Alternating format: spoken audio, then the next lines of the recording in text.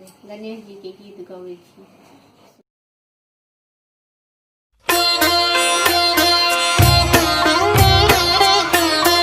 सुंदर रूप छी गोरे बदन मायौ गौरी के लनमा सुंदर छोट छोट पैर यौ गौरी के लनमा मूसक वाहन चढ़ी आए बांगन मायौ गौरी के ललनमा आंगनी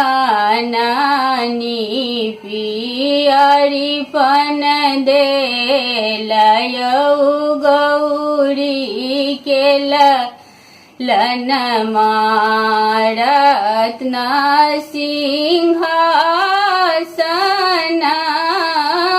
हिले सजेलौं यौ गौरी के ललनमा हिल मोदक बनबयौ गौरी के ललनमा पान फूल दुभिलाए पूजबा के यौ गौरी के ललनमा दूभी के माला हम चढ़बयौ गौरी के ललनमा कांचन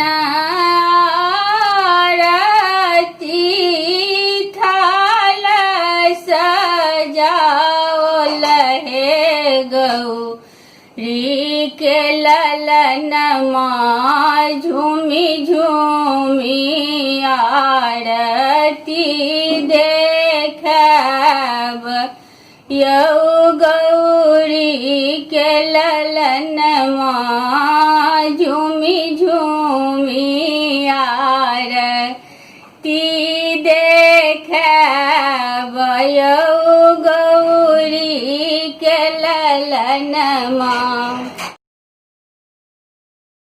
यदि शरीर में दर्द पीड़ा हुआ तो नाम जपबे यहाँ अच्युताय नमः अनंताय नमः गोविंदाय नमः, अच्युताय नमः अनंताय नमः गोविंदाय नमः। राधे राधे।